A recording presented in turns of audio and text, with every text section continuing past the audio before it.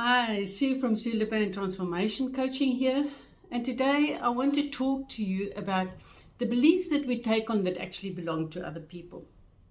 We've got no idea where they come from, but we make it our own. So there's this little story about the young girl who was busy preparing a turkey with her mother.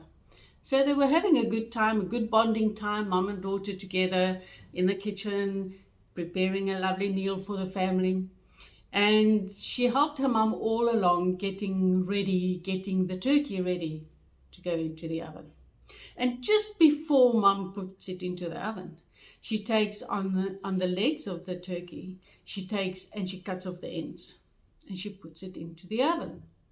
And the girl asks her mum, "Why are you cutting that off?" And the mum says, "I don't know. Granny always used to do that." She said, "That's weird. Why would you do that?" So mum says, "Well, let's call Granny and ask her." So they called Granny. Granny said, "I don't know. My mum used to do that. I'll phone my mum and ask her." So Granny phones her mum, and eventually Granny calls back to say, "My mum did it because the oven was too small that she had for the turkey. And so to always fit the turkey in, she had to cut those bits off." And so here, generations later, we're now going to the fourth generation. It is just something that the family does. It's a habit that is just there. Nobody knows why.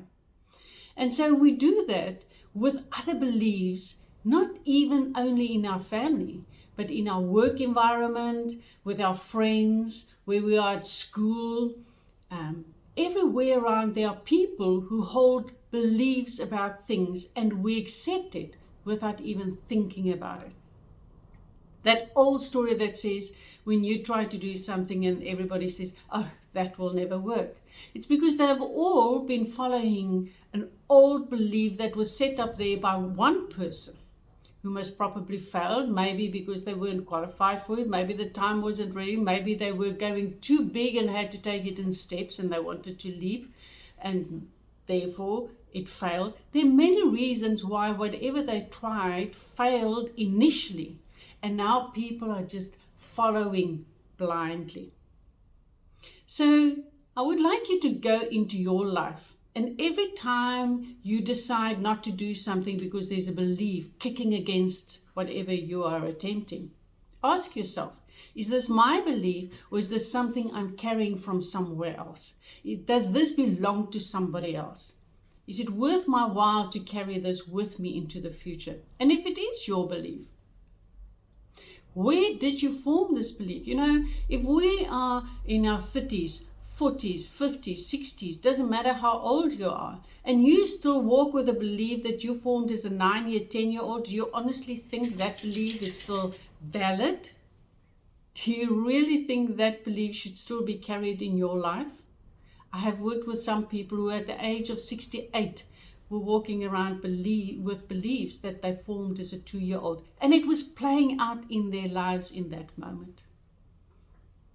So delete it. Let it go. It does not serve you. It does no longer belong with you. Let it go. Let it be. And form for yourself, strong and powerful beliefs so that you may go out and live the life that you so greatly deserve. Well, have a good month of looking at your beliefs, if they are truly yours, and let go what doesn't serve you. Have fun with it. Life is fun. Life should be enjoyed. See you next month.